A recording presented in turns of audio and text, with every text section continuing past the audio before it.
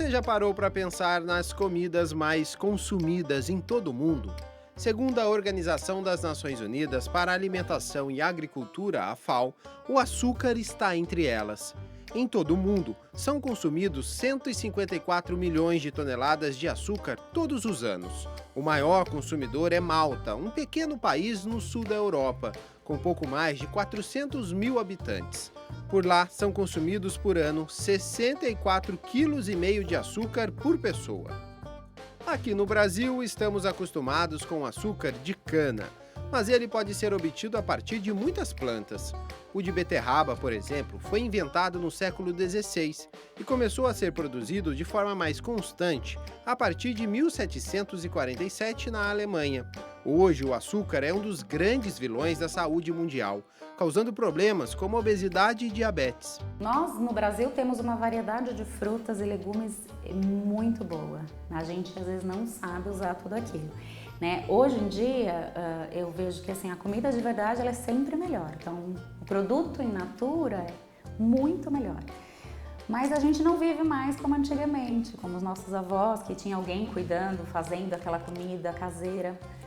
A mulher, principalmente, ela tem outras atribuições, então muitas vezes ela vai em busca de uma propaganda que muitas vezes é enganosa, né? Como a gente estava vendo, assim, tem muita coisa que você procura, que você lê ou você ouve na propaganda e diz ali que tem muita vitamina, que é fonte, e não necessariamente é verdade. Uma pesquisa feita pela Associação Brasileira das Indústrias da Alimentação, em parceria com o Ministério da Saúde, mostrou que o brasileiro consome aproximadamente 30 quilos de açúcar ao ano. Esse valor ultrapassa o recomendado pela Organização Mundial de Saúde, que é de 18,2 kg por ano. A maior parte do consumo de açúcar entre os brasileiros está no preparo de alimentos em casa e pode chegar a mais de 56%. Hoje em dia, se você pensar numa alimentação, por exemplo, de uma criança, o que a Organização Mundial de Saúde recomenda é cerca de 25 gramas de carboidrato, de açúcar, por dia. E num suquinho de caixinha, daqueles pequenininhos que vem com caldinho para ser fácil de levar, ele já tem 14 gramas só de carboidrato, que é o açúcar. Então, 5% de suco e o resto é açúcar. Então, hoje em dia, a nossa alimentação natural ela é muito boa. Essa industrializada, na maior parte das vezes, é uma propaganda enganosa. Em todo o mundo, 1 bilhão e 700 milhões de toneladas de cana-de-açúcar são produzidas todos os anos. O Brasil é o responsável por cerca de 1/3 ou pouco mais de 30% da produção mundial, com uma média de 650 milhões de toneladas. Cada tonelada de cana-de-açúcar produz cerca de 120 quilos de açúcar. Mas, afinal, para que serve e como funciona o açúcar em nosso organismo? O açúcar é a fonte de energia do organismo, desde as bactérias até o ser humano, Então, como é que ele vem para a gente para ser absorvido e ser usado como fonte de energia? Então, nos alimentos, ele pode vir, ele é um carboidrato, a gente chama o açúcar de carboidrato. É um carboidrato que pode ser simples. Então, esse carboidrato simples é aquele que é rapidamente absorvido pelo organismo. E existe também o carboidrato complexo, esse demora um pouquinho mais, ele é mais lento, então ele tem mais saciedade. Para a gente diferenciar um do outro, então o açúcar simples é o açúcar de mesa, que pode ser o mascavo, também pode ser o leite, a fruta, o suco de fruta, o mel, chocolate. E o carboidrato complexo, aí a gente vai para outra família. Então nós vamos para o pão, para a massa ou para a mandioca, o aipim, o feijão, a ervilha, até a pipoca. Então não existe o bom ou o ruim, a gente precisa de caloria. O que tem de diferente é que o açúcar complexo, ele vai dar uma saciedade melhor e ele vai trazer outros benefícios. Então ele vai trazer os nutrientes, as vitaminas que a gente precisa também, para ter um bom desenvolvimento da saúde. O açúcar, ele é a nossa principal fonte de energia. Na verdade, o açúcar, de uma forma resumida, a gente diz os carboidratos. Então, assim, eu não devo cortar o carboidrato, mas eu devo melhorar a qualidade desse carboidrato. Então, os produtos refinados, eles são sempre o que? Inferiores, a gente pode dizer nutricionalmente, do que o produto, né, que passa por menos processamento. Então, o produto, quanto mais fresco, quanto mais natural, quanto menos etapas de processo ele passa, né, a gente teria um produto melhor. Com produtos melhores, melhora também a qualidade do alimento. E a qualidade é a grande preocupação e um dos segredos da Carolina. Quando eu abri a loja, eu não esperava o movimento grande. Esperava que vinha algum, mas não a quantidade de pessoas que gostam realmente de doces. Então, as pessoas gostam muito de doces e procuram doces bastante com qualidade. Aqui na Carolices, o convite por um doce está logo na entrada. Na vitrine, as opções se multiplicam. Os bolos, que antes eram feitos em casa apenas para a família e para os amigos, são os mais vendidos. E olha só, tem até coxinha, isso mesmo, coxinha de chocolate. Bom, a gente vende bastante a coxinha de brigadeiro com morango dentro. Vendemos em média 25 coxinhas por dia. Também temos bastante a saída de bolos inteiros, bolos em fatia, bolo para festa de última hora. E a gente vende em média uns 20 bolos por dia, inteiro. E para facilitar, a Carol ainda oferece serviço de delivery. É só ligar e escolher uma dessas delícias aí.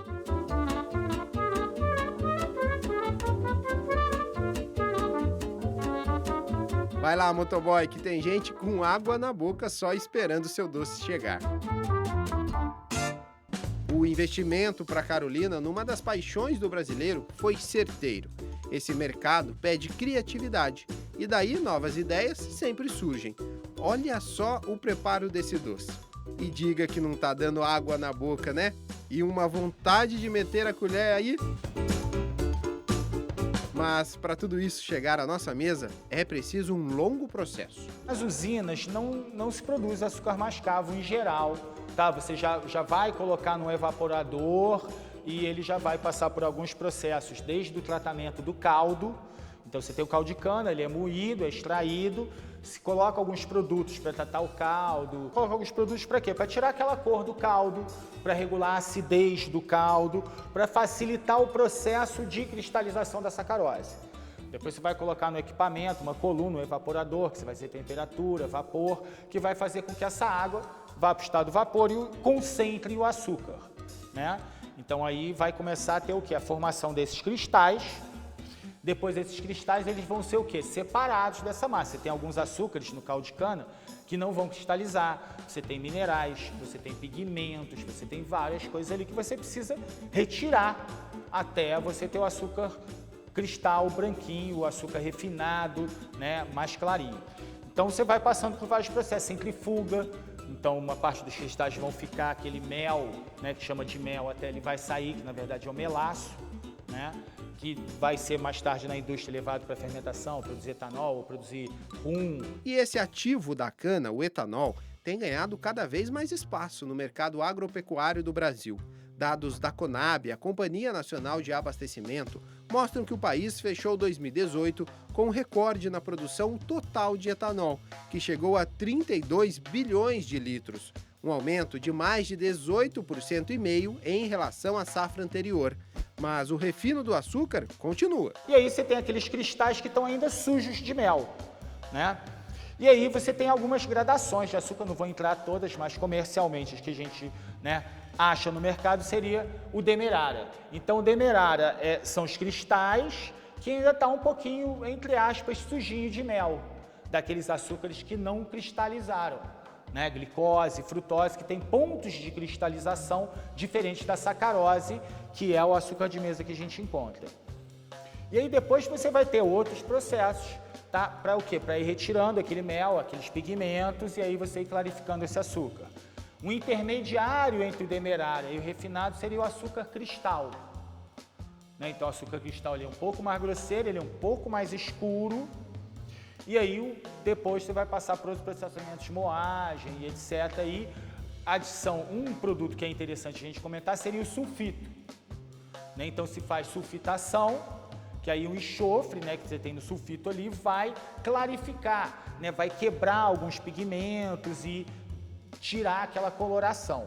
Só que tem alguns estudos, o enxofre, os sulfitos, eles causam alguns problemas para a saúde. O nosso açúcar já foi rejeitado, né, no exterior, açúcar exportado, por estar com limites acima do permitido de enxofre. Então, assim, quanto mais claro o açúcar, mais processos ele tem que passar, mais etapas, e em algumas etapas dessas são mais produtos que você tem que adicionar. Como vimos, o açúcar comercializado se apresenta em 4 principais tipos: o mascavo, o demerara, o cristal e o refinado. Tem o pior, né, que é o açúcar refinado.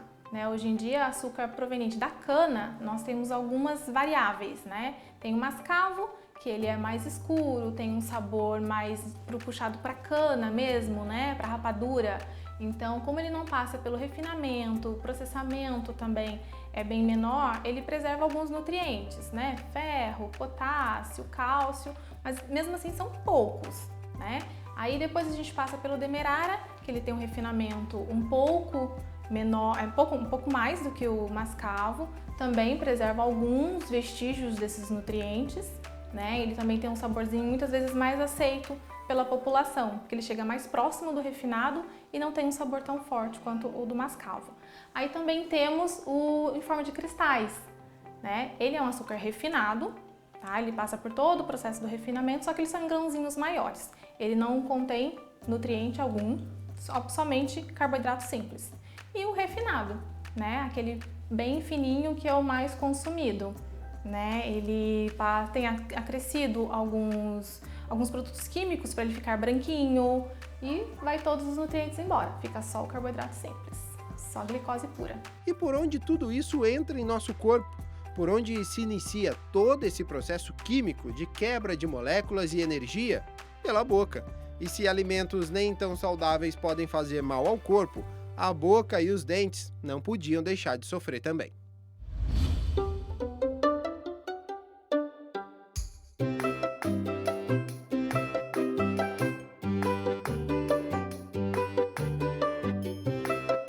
Hoje em dia existe odontologia para bebês, então desde criança, desde que nasce, você já está orientando, né? Tudo que a pessoa come influencia no resultado final do desenvolvimento, não só físico, mas também das consequências que vêm para a cavidade bucal.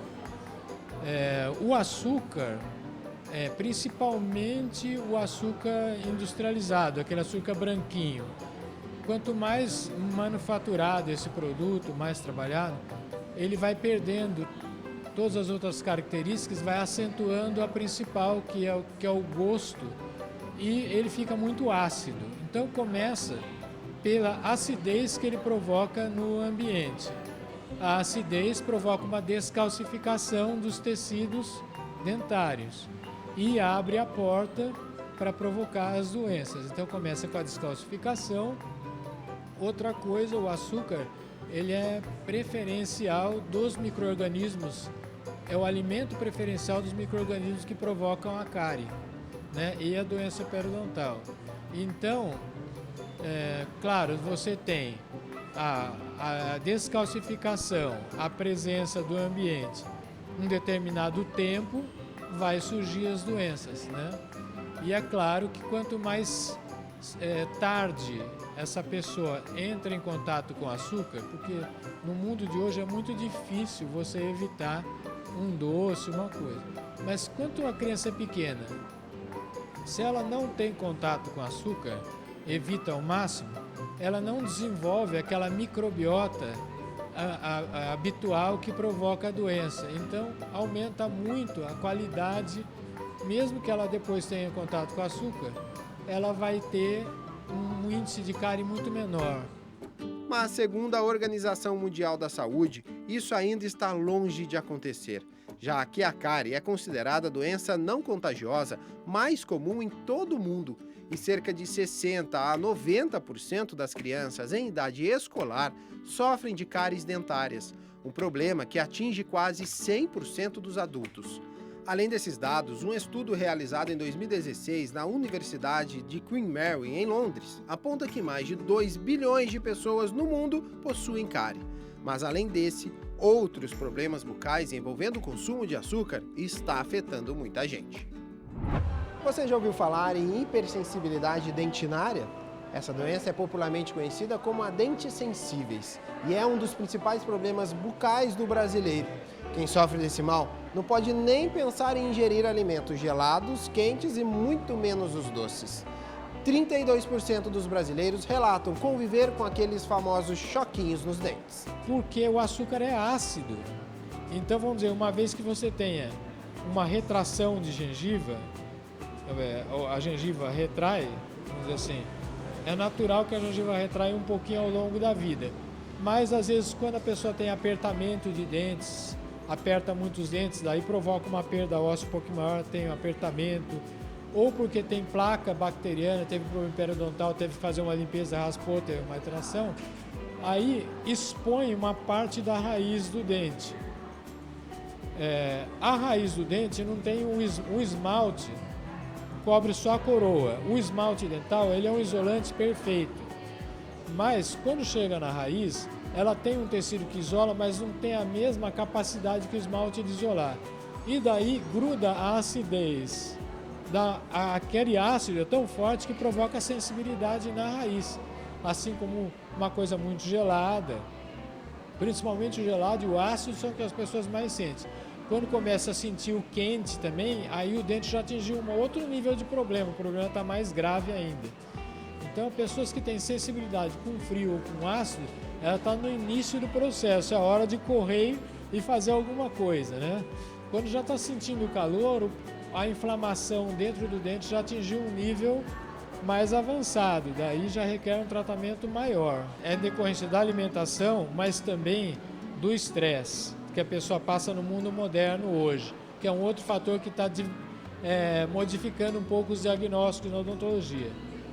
Quantas pessoas você vê hoje que você fala, nossa, aperto muitos dentes, meus dentes ficam todos sensíveis. A gente examina muitas pessoas em relação ao que a gente examinava há 15 anos atrás, por exemplo. E há 20 anos menos ainda. O apertamento de dente sempre teve, certo? Mas aumentou demais. Isso é por causa, com o avanço das tecnologias, nós ficamos ligados 24 horas no mundo e isso aumenta o nosso estresse, né? Portanto, é hora de rever os hábitos. Então, em primeiro lugar, a alimentação. Quem tem uma alimentação boa, saudável, ela vai ter saúde em todos os níveis e é muito mais fácil fazer a prevenção. Então, na minha carreira, eu já atendi pessoas que nem tinham uma higiene tão boa, mas como tinham um bom hábito de alimentação, não tinham a doença, certo? Então, isso é uma coisa que é fato.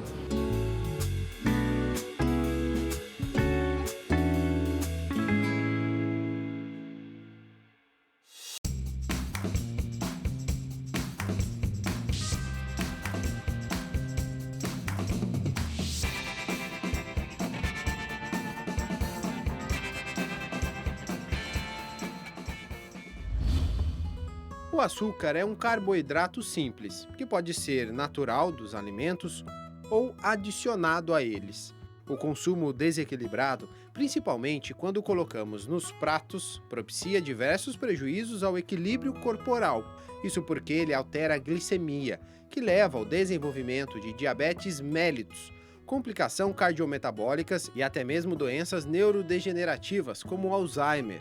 Estudos mostram a relação do excesso de glicose para o desenvolvimento da doença. Se atentar ao consumo de alimentos açucarados, né? Sempre ter atenção assim ao rótulo, a ler quanto de carboidrato tem, quanto de açúcar tem, porque os produtos são obrigados a conter isso. Então assim, dá uma lida para ver nessa quantidade, para a gente poder saber o quanto a gente está consumindo por dia e assim a gente consegue ter um equilíbrio. A gente consegue tomar um café com uma colherzinha de açúcar, né? Então é sempre isso, é saber o quanto de açúcar por dia você está consumindo, não só o adicionado, mas dos produtos que você consome. Os alimentos açucarados são aqueles ultraprocessados, né? Refrigerante, biscoitos doces, né? Esses alimentos são extremamente açucarados, né? E os alimentos que não contêm o açúcar adicionado, que é o próprio do alimento, são as frutas, né? As frutas, por natureza, já são doces. Elas têm a sua frutose, mas é um açúcar benéfico para a gente. Com o tempo, existe o fator genético, certo? Sedentarismo, hábitos de vida, que hoje em dia a gente sabe que o índice de obesidade, não só no mundo, mas como também no Brasil, já passou os 50%, né? Então as pessoas não fazem exercícios físicos, as pessoas comem muita gordura, muito açúcar e muito sal. E a quantidade de comida processada, né? Ou seja, né, o ideal seria o quê? Você desembrulhar menos e descascar mais. A gente está descascando menos e desembrulhando cada vez mais. Além do problema ambiental, óbvio, do lixo gerado. Então, o que acontece? Essa comida processada, ela tem muita gordura, muito açúcar, muito sal. A gente acaba o quê? Óbvio, isso daí é feito por pesquisadores que sabem coisas que vão estimular o nosso sistema nervoso central a sentir prazer, a gostar daquele tipo de alimento, e você acostuma com aquele tipo de alimentação. E isso, com o tempo, pode desenvolver uma diabetes tipo 2, obesidade, né, vários problemas associados ao consumo desse tipo de produto. O mais importante para profissionais de saúde diante desse cenário é promover estratégias conscientes para reduzir o açúcar refinado na dieta dos pacientes e não cortar todo tipo de carboidrato como vem sendo feito atualmente nas dietas de emagrecimento. É aí que os produtos diet, light e zero açúcar ganham espaço no mercado. Atualmente existem lojas especializadas nesses produtos, oferecendo de tudo, desde chocolates, massas, molhos, sorvetes, até pipocas sem açúcar. Eu acho que tudo em excesso é ruim, né? Agora, por que o açúcar é ruim? O açúcar que eu estou dizendo é esse açúcar de mesa, esse açúcar branco, refinado, enfim, qualquer um dos tipos de açúcar que a gente conhece. Ele é ruim porque ele é só caloria. Então a gente não precisa só de caloria para viver. Nós precisamos muito mais de nutrientes, né, do que da caloria. E a caloria ela pode ser encontrada nesses outros tipos de alimentos. Então 30, 50, 60% do que a gente come ao dia, lá naquela piramidezinha alimentar, é carboidrato. Mas ele pode ser feito um carboidrato mais natural, in natura, né, que vai ter outras propriedades que a gente precisa. O diet ele é destinado para os pacientes diabéticos, né? Ele tem menos açúcar, tá? Agora o light não. Ele tem 25% algum ingrediente, podendo ser ou açúcar ou a gordura. O adoçante também tem vários tipos. Tem os artificiais, né? Mas também tem os naturais hoje em dia que tem crescido muito, né? Justamente por ser natural, a palatabilidade deles é mais aceita do que alguns artificiais, né? E eu costumo falar para os meus pacientes, eles são indicados mais para o público diabético. Mas a opção pelos adoçantes divide opiniões. Muitas pessoas o consomem de forma desenfreada, e se a ideia era ter uma saúde melhor, a medida pode sair bem cara. Só para adoçar o alimento. Então, na verdade, ele é um composto químico ali que foi produzido. Existe, os mais antigos eram os piores, o aspartame e tudo, que tem inclusive o risco de câncer, alguns dizem, né? Não sei quantos estudos existem sobre isso. Hoje em dia tem alguns, o stevia, o xilitol, enfim, que podem ser mais naturais. Mas a única função é adoçar aquele alimento. Então, assim, não tem nenhuma função nutritiva. Serve para o paladar, né? Aspartame, ciclamato-sacarina, sucralose, tá? E etc. E ele viu que esses adoçantes, tudo bem, eles não teriam calorias, né? A pessoa fala, as calorias. Mas ele causaria uma modificação na microbiota intestinal, ou seja, nos micro-organismos que a gente tem, e isso desenvolveria, né, problemas de síndrome metabólica, como se chama. Então pode, né, aumentar a sua resistência à insulina, né, favorecer, né, a ter problemas ali cardíacos e etc, devido, né, ao consumo desse tipo de substância, além de várias dessas substâncias serem cancerígenas, né? Então, por exemplo, ciclamato e sacarina são derivados de petróleo. É um produto derivado de petróleo, assim como vários corantes alimentícios, anilina, derivados de anilina, são derivados de petróleo, né? Então, eu não preciso nem te falar o que é você colocar um derivado de petróleo no seu alimento, né? Então, tem estudos de consumo e ingestão diária aceitável, porém, essa ingestão é baixa, a gente acaba estourando, ninguém olha para a ingestão diária aceitável e faz esse tipo de conta. Então, é um produto que às vezes você nem tem problemas, acha que, né, está consumindo um produto por uma questão, vamos dizer, entre aspas, de saúde, só que na verdade É uma questão de consciência, para a sua consciência ficar tranquila.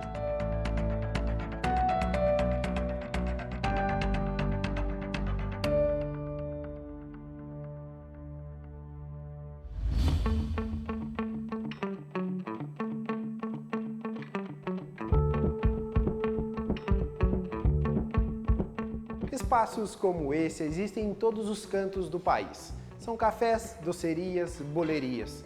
Afinal, se tem uma coisa que o brasileiro não esconde de ninguém, é a sua paixão pelos doces. Mas tem muita gente que não pode sair comendo tão à vontade por aí assim. E é aí que pessoas como a Rosaura resolveram investir em doces diet, agradando a todos os paladares e gostos.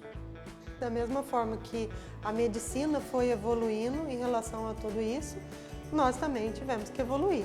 Então, a gente vai em busca de conhecimento e de formas para não deixar essas pessoas não vir, né? Então, é onde eu estudei bastante, tenho estudado todos os dias e a gente vai descobrindo receitas e modelando para que possa atender esse tipo de gente. Então, hoje aqui na Doce Maria, a gente tem toda a linha zero açúcar. Hoje o diabético aqui, ele pode vir sossegado. E tem o bolo zero para tomar um café, tem o bolo zero para comer como sobremesa, ele confeitado. Hoje nós temos as tortinhas do mesmo jeito que as tortas doces, como morango, frutas. Hoje a gente tem a zero açúcar.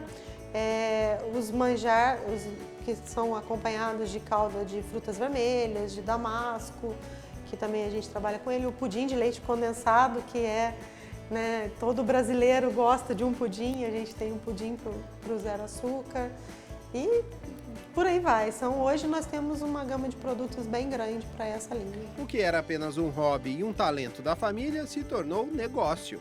Ela buscou cursos de confeitaria no Brasil e até mesmo nos Estados Unidos.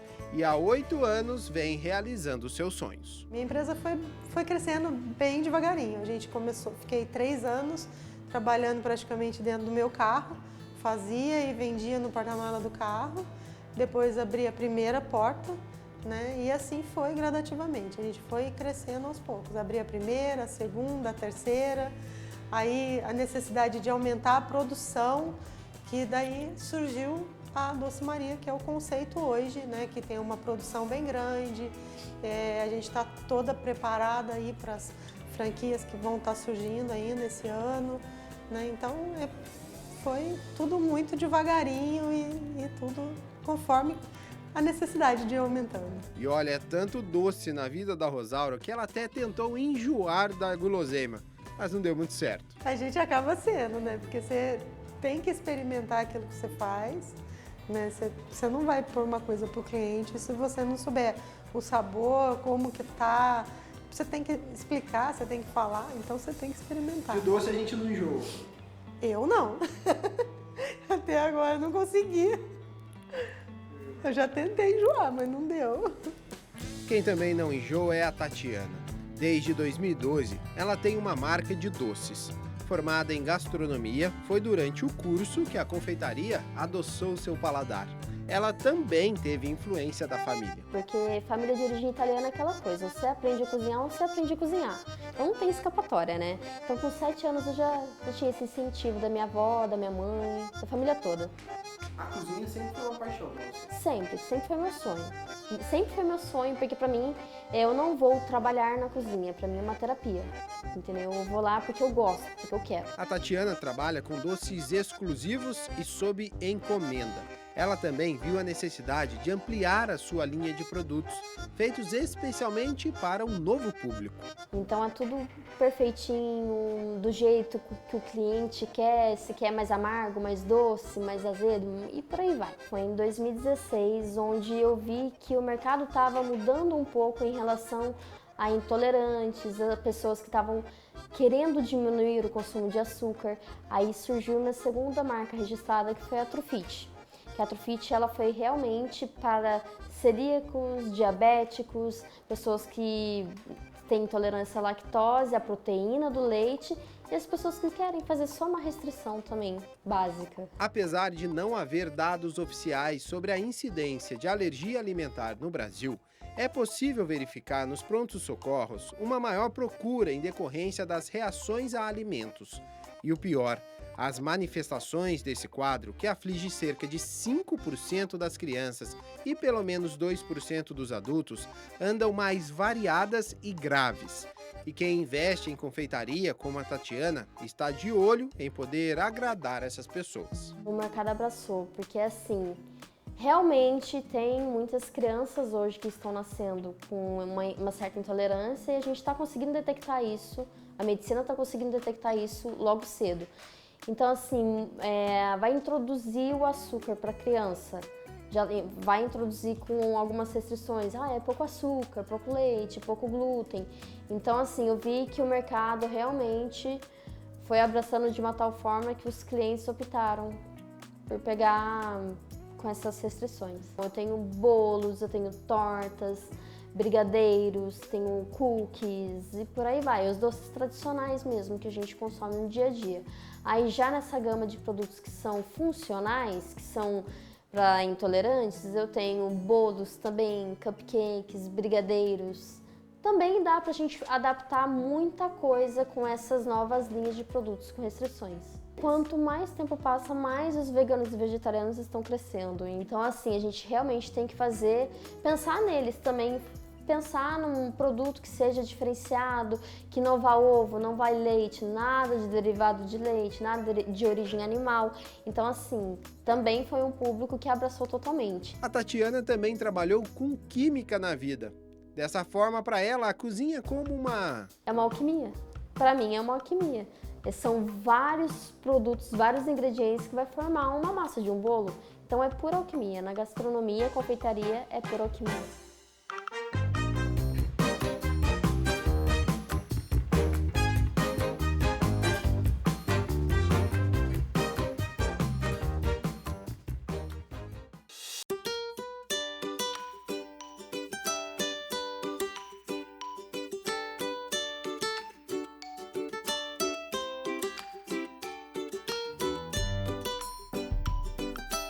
Estar num supermercado, para quem gosta de açúcar, não tem igual, né? Neste aqui são mais de 10 tipos diferentes do produto. São vendidas 20 toneladas todos os meses. Isso explica o faturamento do setor no país. São 12 bilhões de reais todos os anos. Segundo o Ministério da Saúde, 18% dos brasileiros consomem alimentos doces em pelo menos 5 ou mais dias da semana. O consumo de açúcar tem também seus benefícios. A glicose, por exemplo, é importante para o bom funcionamento do nosso cérebro, dos olhos e dos rins.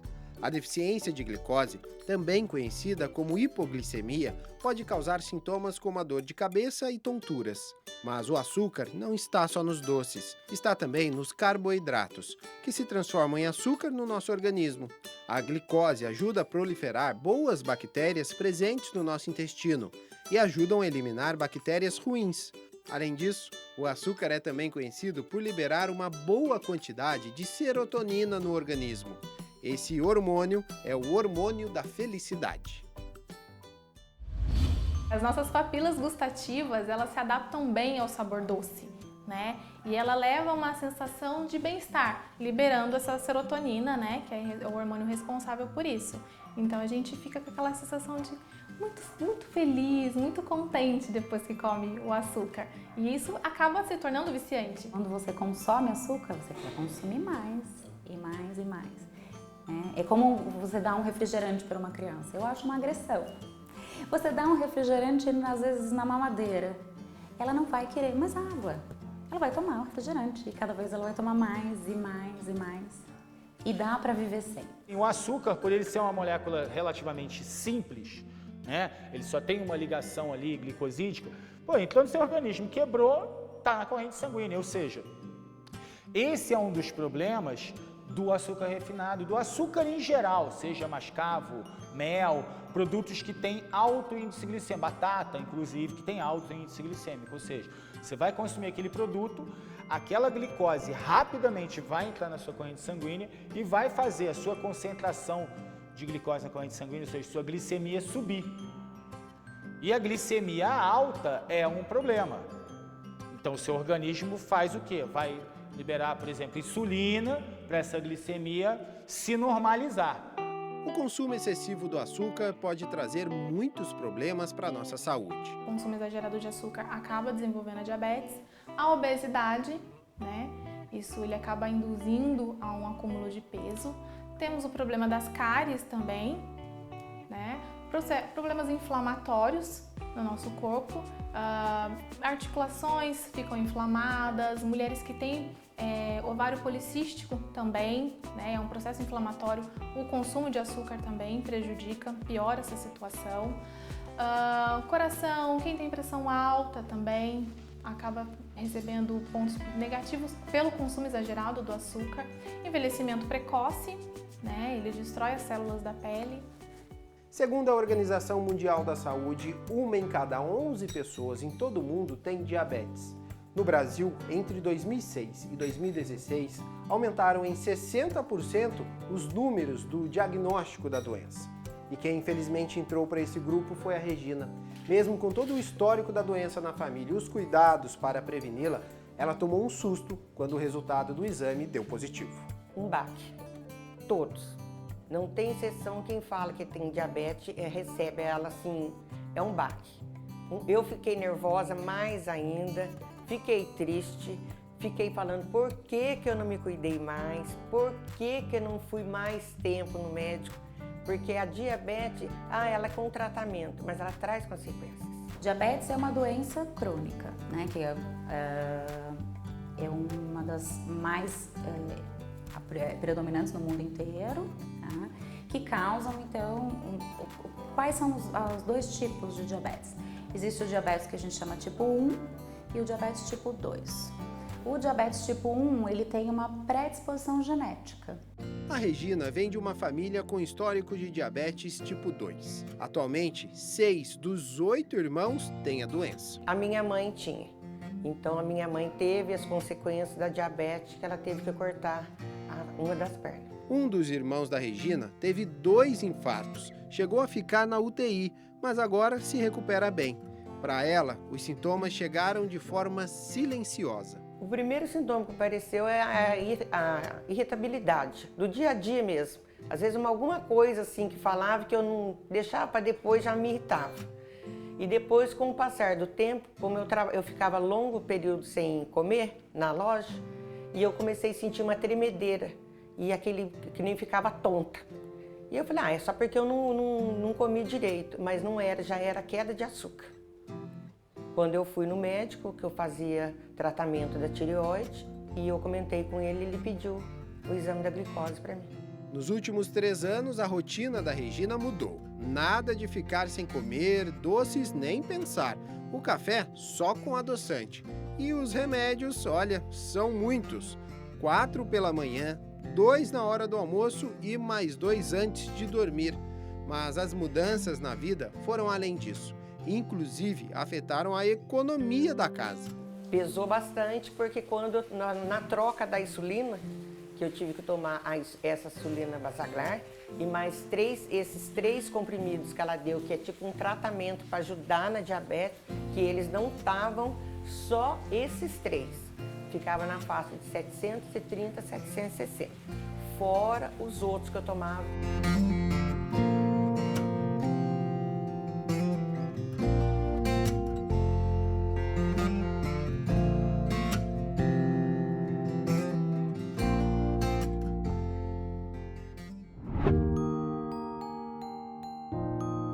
A vida do Geison mudou aos 8 anos de idade quando descobriu a diabetes. Os primeiros sintomas pareciam ser de uma virose. Ele inclusive foi diagnosticado com virose, mas a situação piorou e aí as restrições começaram. Eu tomei centenas de vidros de soro nos dias que eu fiquei na UTI. Tinha até uma bombinha que ficava bombeando o soro. Acabava um soro, já punha outro, acabava um, já punha outro. E foi tudo aquilo, e eu tentando assimilar aquilo, né, enquanto criança, porque primeiro que a minha mãe não estava lá, que ela não podia ficar na UTI comigo, e aí, assim, extremamente difícil a situação, né, e eu achava até então, que era algo que ia melhorar, né, ok, tô no hospital, encontrei a enfermeira, olha, quando é que eu vou embora? Por enquanto a gente ainda não sabe, já começava a ficar difícil, porque eu não podia sair da UTI também, né? Não podia brincar, não podia fazer nada. Falei, poxa, como é que eu vim parar aqui? Como é que eu... Aí depois eu fui assimilando, mas você tem diabetes. Falei, tudo bem, diabetes. Diabetes é não tem cura, então você vai ter que mudar todos. Geisa, mas você não vai poder comer isso, você não vai poder comer aquilo, tem que tomar cuidado com carboidrato, né? No início, a minha dieta era extremamente rígida. O tratamento do Geisel é à base de insulina.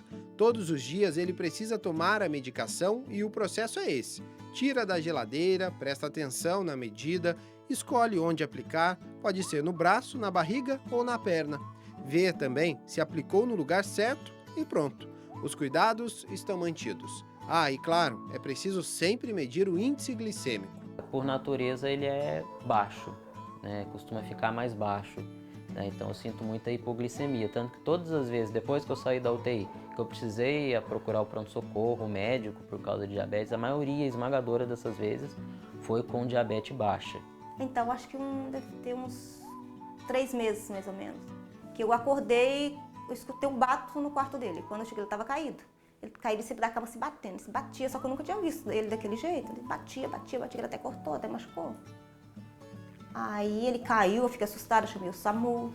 Aí eles falaram, deve ser diabetes, que tá baixo, né? Então aí ele teve uma hipoglicemia, porque ele não jantou, esse dia ele não jantou. Aí eu acho que a diabetes baixou muito.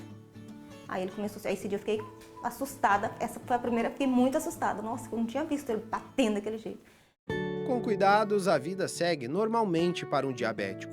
Para a Regina, para o Geisel e também para milhões de brasileiros. Eu brinco com algumas pessoas às vezes, que as pessoas chegam e perguntam, eu falo, eu tenho diabetes. Aí a pessoa olha para mim, a impressão que tem é que eu falei que eu tenho, sei lá, uma doença incurável, que eu estou em estado terminal. Quando na verdade não é isso, é uma doença extremamente tratável, eu nunca tive problemas. Né? Até tem essa questão do açúcar, que às vezes eu exagero muito, mas existem opções de controle. Eu acho que, talvez eu possa estar errado, talvez seja algo só meu, mas havendo controle ali, tomando remédio, fazendo a medicação direitinho, né? Às vezes eu precisei ir poucas vezes pro hospital, por exemplo, né? Às vezes por descuido, mas geralmente eu tento me policiar mais. É trabalhando o equilíbrio. Né? Não tendo esse radicalismo de tirar totalmente o açúcar da alimentação, porque nós vivemos numa sociedade onde tem açúcar a todo momento, em qualquer evento, em qualquer festinha tem o açúcar, né? E você cortar de uma vez isso acaba trazendo outros problemas. Então a gente sempre tenta trabalhar na forma de educação. Eu gosto de um café bem doce. Tenta diminuir o quanto você acrescenta de açúcar, né? Se você consome 2 colheres, coloca uma. Como eu falei, a gente não consegue cortar de uma vez o açúcar da vida. Então a gente tem que acostumar, ensinar o nosso paladar que com menos é bacana também, fica bom. Então é trabalho de formiguinha, é dia a dia. Existem várias apresentações no mercado, né? Então tem o açúcar refinado, que é aquele que tem todos os aditivos químicos e só caloria, né? Não tem nada, não tem nutriente nenhum. O açúcar mascavo, ele já é da cana, então tem mais nutrientes, não tem aditivo químico, né? Ele seria um açúcar melhor. O demerara, ele também é mais ou menos a mesma coisa. O demerara, ele tem um pouquinho de processo de refinamento, mas ele não tem aditivo químico. Cristal, ele já perde bastante nutriente. Hoje em dia tem outras opções, né? O açúcar de coco, que é caríssimo, mas também seria uma fonte boa. Mas assim, açúcar é açúcar, né? Então depende aonde você vai usar. Tudo que você pode usar com parcimônia, eu acho que né? Tem uma frase lá que até é bíblica, que é: tudo eu posso, mas nem tudo me convém. Então assim, eu posso usar o açúcar? Claro que eu posso, desde que eu esteja tendo uma alimentação saudável durante todo o tempo.